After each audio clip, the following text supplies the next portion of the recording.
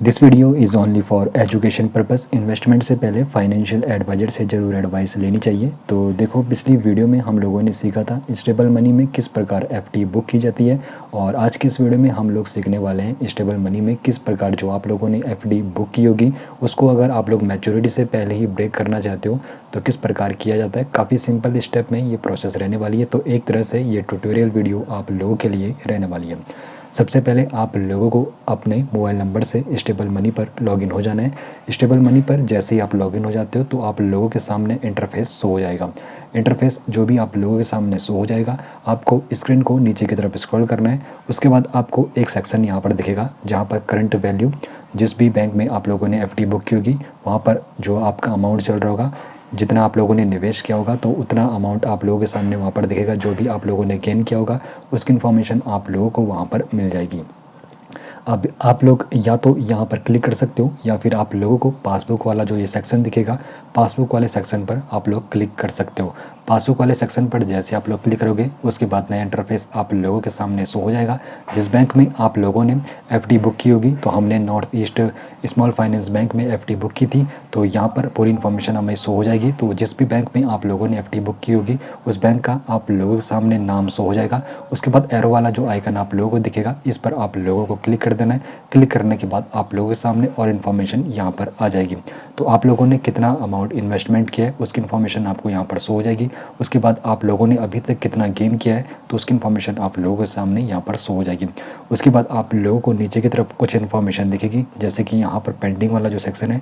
जब आप लोग एफडी बुक करते हो तो जो भी यहाँ पर प्रोसेस रहती है तो पेंडिंग वाले सेक्शन में जाती है, और जब आपका इन्फॉर्मेशन अपडेट हो जाती है तो बुक्ड वाले सेक्शन पर आपकी इन्फॉर्मेशन जाती है। तो अभी हमारी जो एफडी है वो बुक्ड है, तो पूरी इन्फॉर्मेशन हमें बुक्ड वाले सेक्शन पर दिखेगी। और जैसे ही हम इस एफडी को ब्रेक कर देंगे, यानी कि जो अमाउंट यहाँ पर हमारा है उसको विड्रॉल कर देते हैं, तो फिर हमारे मैच्योर्ड वाले सेक्शन पर चले जाता है।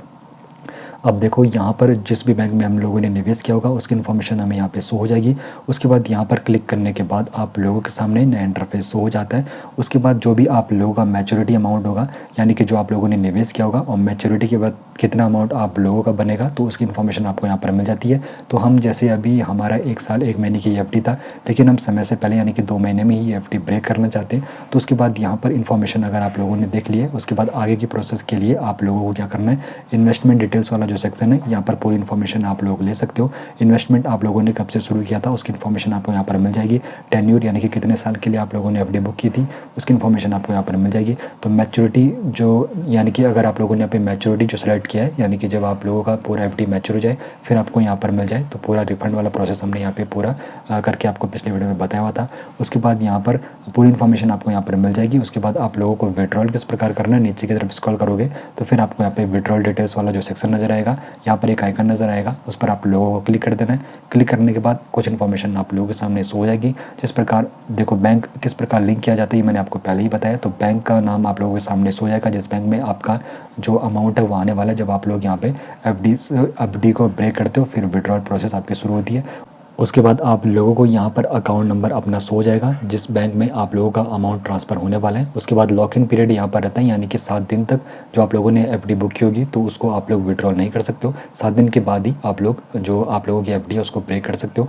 उसके बाद लॉक इन पीरियड का यहाँ पे एंड डेट बताएगा, यानी कि जब आप लोगों ने निवेश किया होगा और जब आपकी एफडी मैच्योर हो जाएगी उसकी इन्फॉर्मेशन यहाँ पर दिख जाती है। उसके बाद अगर आप लोग अपनी एफडी को ब्रेक करना चाहते हो तो रिक्वेस्ट विड्रॉल वाला जो ये आपको सेक्शन दिखेगा, इस पर आप लोगों को, इस वाले ऑप्शन पर आप लोगों को क्लिक कर देना है। क्लिक करने के बाद यहाँ पर ये पूछेगा, hey what are you looking for. तो अगर आप लोग यहाँ पे चेंज करना चाहते हो अपना बैंक अकाउंट जिसमें आप लोग विड्रॉल करना चाहते हो तो आप लोगों को इस वाले पे बटन पर क्लिक करना है। लेकिन हमने जो बैंक नंबर यहाँ पर एंटर किया वो सही है, तो हम क्या करेंगे, bank and withdrawal fix deposit इस वाले बटन पर क्लिक कर देंगे। इस पर क्लिक करने के बाद अब ये बोलेगा, are you sure you want to withdrawal, क्या आप लोग श्योर हो कि आप लोग विड्रॉल करना चाहते हो। तो देखो, हम 2 महीने में ही अपना यहाँ पे एफडी ब्रेक कर रहे हैं, तो फिर ऐसे में जो हमारा पहला इंटरेस्ट रेट हमको मिल रहा था वो नहीं मिलेगा, हमें अब इंटरेस्ट रेट यहाँ पे कम ही मिलेगा।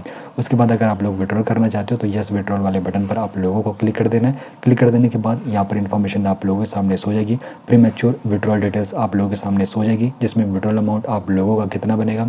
उसके बाद एफडी का टेन्यूर, यानी कि हमने सिर्फ 2 महीने 3 दिन में ही एफडी ब्रेक कर दी है। उसके बाद जो हमें यहाँ पे इंटरेस्ट रेट मिल रहा था पहले इतना, लेकिन अब हमने पहले ही मैच्योरिटी से पहले यहाँ पे ब्रेक करी है तो इंटरेस्ट रेट भी कम हो चुका है। उसके बाद पेनल्टी भी यहाँ पर लग चुकी है। उसके बाद विड्रॉल बैंक का जो यहाँ पर नाम होगा वो आपके सामने सो जाएगा। विड्रॉल बैंक का जो अकाउंट नंबर नंबर होगा वो हमारे सामने शो हो जाएगा। अब आप लोगों को क्या करना है, यहाँ पे अमाउंट टू बी क्रेडिट ये पूरी इन्फॉर्मेशन आप लोग यहाँ पे चेकआउट कर सकते हो। उसके बाद विड्रॉल वाला जो बटन आपको दिखेगा, विड्रॉल वाले बटन पर आप लोगों को क्लिक कर देना है। विड्रॉल वाले बटन पर क्लिक करने के बाद अब यहाँ पर ये हमें बताएगा अगर आप लोग अभी विड्रॉल करते हो तो कितना अमाउंट आपका ट्रांसफ़र होने वाला है, अगर आप लोग मैच्योरिटी के वक्त विड्रॉल करोगे तो फिर कितना अमाउंट आप लोगों का बनेगा। लेकिन अगर हमें अभी यहाँ पे विड्रॉल करना है तो इसको स्लाइड टू विड्रॉल वाला ये वाला आइकन जो है इसे हमें स्लाइड कर देना है इस तरफ। उसके बाद फिर क्या यहाँ पर एक रिक्वेस्ट सक्सेसफुल वाला यहाँ पे आपको पॉपअप नोटिफिकेशन दिख जाएगा। तो आपका जो भी अमाउंट होगा वो विदिन 1 वर्किंग डेज़ में आप लोगों का जो भी आप लोगों ने यहाँ पे अपना बैंक अकाउंट लिंक किया होगा वहाँ पर आप लोगों को रिसीव हो जाएगा वो अमाउंट। उसके बाद यहाँ पर देखो जो मैंने पहले आपको बताया, तो बुक्ड वाले सेक्शन से हट के अब मैच्योर्ड वाले सेक्शन पर इन्फॉर्मेशन आ चुकी है। तो हमारी जो एफडी थी हमने ही समय से पहले यहाँ पे ब्रेक कर दिया, तो प्री मैच्योर विड्रॉल हमने करी है, तो इन्फॉर्मेशन हमारी मैच्योर्ड वाले सेक्शन पर दिख जाएगी जहाँ पर पासबुक वाला जो सेक्शन है। तो इस प्रकार आप लोग स्टेबल मनी में जो भी आप लोगों ने एफडी बुक की होगी उसको ब्रेक कर सकते हो समय से पहले। बाकी मैच्योरिटी अगर आप लोगों का हो जाता है तो फिर आपका जो अमाउंट है ऑटोमेटिक ट्रांसफ़र कर दिया जाता है आपके बैंक अकाउंट में। इन्फॉर्मेशन अगर बढ़िया लगी हो तो सब्सक्राइब जरूर कीजिए।